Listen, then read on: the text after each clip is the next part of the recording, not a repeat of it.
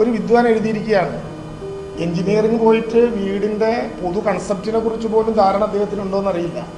ഈ വീടിന് തറ കാണാനില്ലല്ലോ. വളരെ മനോഹരമായിട്ടുള്ളൊരു സാധനത്തിന് ഇതിനേക്കാൾ വൃത്തികെട്ട ആരോപണം ഉന്നയിക്കാൻ പറ്റാത്ത വിധം ഒരു വീടിന് തറ കാണാനില്ല എന്ന ആരോപണം. യഥാർത്ഥത്തിൽ സാധാരണ ഞാനൊരു എഞ്ചിനീയറിംഗ് വിദഗ്ധനല്ല, പക്ഷെ സാധാരണ കേരളത്തിൽ എല്ലായിടത്തും വീടെടുക്കുമ്പോൾ ഒരു 1.5 അടി താഴ്ചയിലേക്ക് നമ്മൾ തറ കെട്ടും, കരിങ്കല്ല് കൊണ്ട് തറ കെട്ടും. ആ തറ കെട്ടിക്കഴിഞ്ഞാൽ പിന്നെ 1 അടി മീതയ്ക്ക് കൂടി തറയുടെ തുടർച്ചയുണ്ടാകും. ഭൂമിയുടെ താഴത്ത് നിന്ന് ഭൂമിയുടെ തുടർച്ച എന്നുള്ള നിലയിൽ 1 അടി മുകളിലേക്ക് കൂടി അത് കെട്ടും. അത് കഴിഞ്ഞാൽ ഒരു 1/2 അടി, ഒരു 10 സെൻറ്റിമീറ്റർ കനത്തിൽ ബെൽറ്റിട്ട് വാങ്ങും. ഇങ്ങനെയാണ് വീട് കണ്ടത്.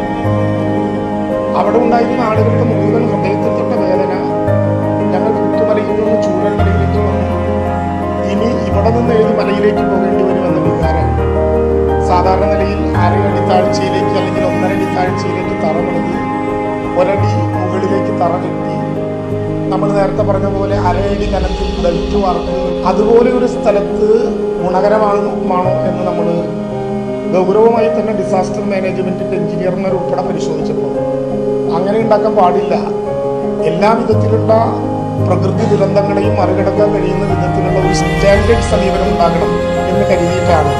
നിങ്ങളവിടെ പോയി നോക്കിയാൽ നിർമ്മാണ പ്രവർത്തനങ്ങൾ കാണാൻ പറ്റുന്ന സ്ഥലത്ത് പോയാൽ നിങ്ങൾക്ക് കാണാം 3 മീറ്റർ മുതൽ 10 മീറ്റർ വരെ താഴത്തേക്ക്, അതായത് ഏതാണ്ട് 1.5 അടിയാണ് ഇവിടെ പറഞ്ഞെങ്കിൽ 3 അടിയിലെയും താഴ്ചയും കുഴിച്ചെടുക്കുമ്പോൾ എവിടെയാണോ പാറയോ അല്ലെങ്കിൽ നല്ല വിധത്തിൽ ഫിക്സ് ചെയ്യുന്ന ഭൂമിയോ ഉണ്ടാകുന്നത്, ചളി മാറി ഭൂമിയോ ഉണ്ടാകുന്നത്, അതുവരെ കുഴിക്കുകയും അവിടെ സിമൻ്റ് ഇട്ട് അവിടെ നിന്ന് നമ്മൾ നേരത്തെ കണ്ടതുപോലെ 9 RCC ഫൗണ്ടേഷനുകളിലൂടെ ആരംഭിക്കുകയും ചെയ്തിട്ടാണ് ഈ വർക്ക് മുന്നോട്ട് പോകുന്നത്.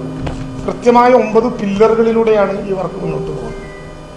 എന്ന് മാത്രമല്ല, ഭൂമിയിലേക്ക് വന്നാൽ നമ്മൾ ബെൽറ്റ് വാർക്കുന്ന സ്ഥിതി നേരത്തെ 10 സെൻറ്റിമീറ്റർ ആണെങ്കിൽ ഇതിന് 45 സെൻറ്റിമീറ്റർ കനത്തിൽ വാർത്ത ബെൽറ്റിലൂടെയാണ് തുറന്ന് പുറത്തേക്ക് നിർമ്മാണ പ്രവർത്തനം ആരംഭിക്കുന്നത്. വേണമെങ്കിൽ നമുക്ക് പറയാൻ കഴിയും, ഉടനീളം പരിശോധിച്ചാൽ ഒരേപോലെ ഒരു ഫ്രെയിംഡ് സ്ട്രക്ചർ എന്ന വിധത്തിൽ ഏറ്റവും ആധികാരികമായി നിർമ്മിക്കപ്പെട്ട വീടുകളുടെ പൊതു സ്വഭാവമാണ് ആ വീടിൻ്റെ നിർമ്മാണ പ്രവർത്തനത്തിന് തന്നെയുള്ളത് എന്ന് നമ്മൾ കാണേണ്ടതുണ്ട്. എന്ന് മാത്രമല്ല, അവിടെ ഉപയോഗിക്കുന്ന എല്ലാ മെറ്റീരിയൽസും 5 വർഷത്തെ വാറണ്ടിയുള്ള കിറ്റ് പ്ലൈ ജോയിനറി, 5 വർഷത്തെ വാറണ്ടിയുള്ള ടാറ്റ പ്രവേശ് സ്റ്റീലിൻ്റെ ഡോറുകൾ, അങ്ങനെ തുടങ്ങിയാൽ ഓരോന്നും. അവിടുത്തെ ടൈൽസിന് പ്രത്യേകതയുണ്ട്. 5 വർഷം